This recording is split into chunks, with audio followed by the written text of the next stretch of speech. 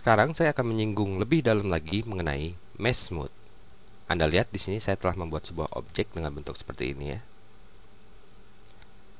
Anda tahu objek ini dibuat dengan editable mesh ya, dengan memilih beberapa selection lalu membuat extrude atau bevel ya ke berbagai arah.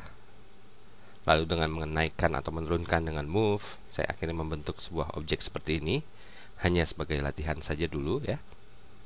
Nah, saya masuk ke dalam menu modifier, pilih subdivision surface dan pilih mesh mode. Ketika saya menjalankan mesh mode, Anda lihat mesh mode berada di atas editable mesh ya, urutannya.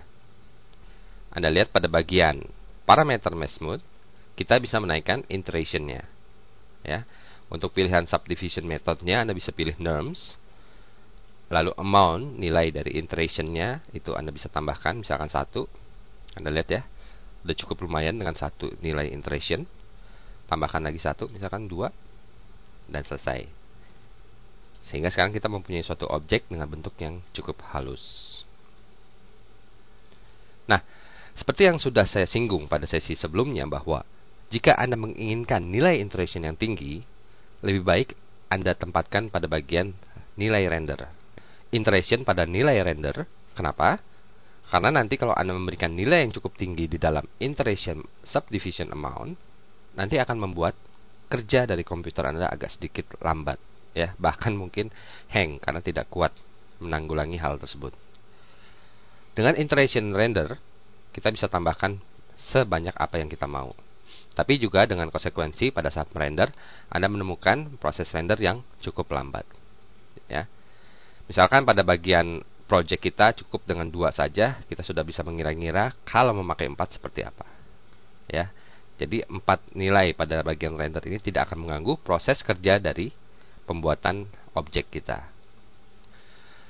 Lalu pada bagian mesh mode ini, saya akan beritahukan bahwa ada bagian yang namanya local control, di mana kita bisa mengontrol pada bagian-bagian tertentu saja. Ya, Anda tahu bahwa ketika kita memberikan mesh mode menghaluskan semua bagian dari objek kita. Misalkan Anda ingin ada beberapa bagian yang tidak Anda ingin haluskan, atau mungkin bentuknya tidak melengkung halus seperti ini ya. Kita bisa membuatnya dengan cara pada bagian local control, atau mungkin Anda bisa aktifkan pada bagian mesh mode, tanda plus. Coba Anda pilih vertex ya, sama saja apabila kita memilih pada bagian ini. Lalu saya akan mengambil mungkin 4 buah titik vertex di sini ya, dengan kunci control kalau susah. Dan kita masuk ke bagian weight ya, di dalam control level. Saya coba naikkan. Anda lihat hasilnya seperti apa. Ya, beda dengan sebelahnya. Seperti ini. Agak sedikit berbentuk silinder ya. Kalau yang saya turunkan, Anda lihat dia akan sedikit memotong. Bentuknya seperti ini. Ya, itu bisa Anda lakukan pada setiap bagian vertex yang Anda inginkan, ataupun mungkin Anda ingin memilih pada bagian edge-nya. Mesh mode pada bagian atas. Sekarang saya akan coba ya, di dalam editable mesh ini, saya akan tambahkan 1 buah edit mesh lagi, mesh editing, edit mesh. Anda lihat pada saat saya menambahkan edit mesh, saya aktifkan yang namanya show end result. Klik sekali, jadi saya bisa melihat hasil akhir ya, karena mesh mode sudah ada masuk ke dalam modifier kita. Lalu di sini saya akan mencoba menambah ya, misalkan mengextrude pada bagian tertentu. Tinggal saya pilih misalkan pada bagian polygon. Nah, Anda lihat ya, ini adalah bentuk aslinya editable mesh kita. Ini bentuk aslinya. Nah, ketika saya mengaktifkan end result, lalu mengaktifkan salah satu selection-nya, hasil asli seperti ini menjadi sebuah sangkar dari hasil dari mesh mode ya, sehingga kita mempunyai perbandingan ataupun mempunyai acuan mengambil pada daerah mana. Mungkin Anda agak sukar kalau mengambil pada bagian yang agak terlalu halus, misalkan daerah sini ya, tanpa bantuan edit mesh ataupun editable mesh, dan mengaktifkan salah satu selection-nya. Saya akan coba misalkan ambil pada bagian ini. Ya, Anda lihat terambil ya dengan bantuan sangkar kotak ini. Lalu saya akan coba misalkan mengextrude-nya keluar. Seperti ini misalkan. Atau mungkin saya akan mengambil 2 ya, dua bagian. Kunci kontrol tekan. Oke. Jika Anda ingin memutar, ya, memutar seperti ini misalkan, putar, terus ambil lagi bagian mana gitu ya. Misalkan oke deh, saya akan ambil bagian atas. Untuk menghilangkan putaran ini, ya, rotasi ini, klik kanan aja tombol mouse.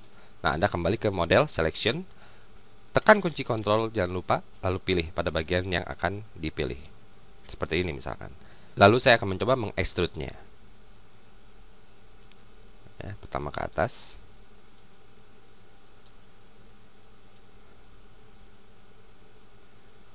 Oke, ini saya hilangkan dengan kunci Alt. Saya akan mengekstrud.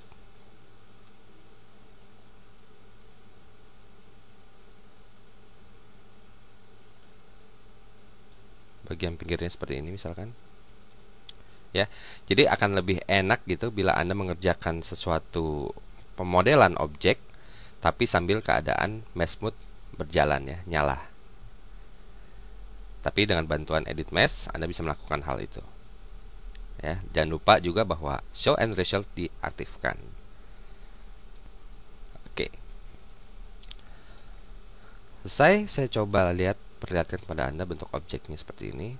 Entah ini apa ya, tapi hanya suatu pelajaran bahwa kita memakai mesh mode masih bisa mengontrol pada bagian-bagian yang kita inginkan. Ada satu lagi ya pada bagian subdivision surface selain mesh mode yang dinamakan HSDS modifier atau bisa dibilang hierarchy-nya mesh mode.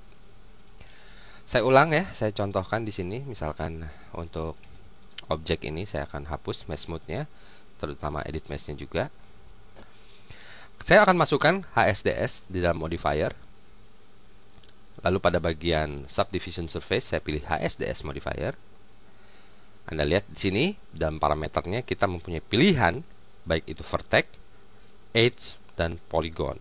Misalkan saya akan memakai polygon. Saya akan coba sorot pada bagian ini saja.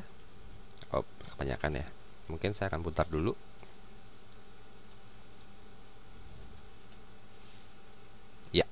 Ya, jadi hanya bagian tangkai itu saja yang saya sorot ya dengan memakai selection polygon. Lalu pada bagian bawah parameternya saya akan klik tombol subdivide.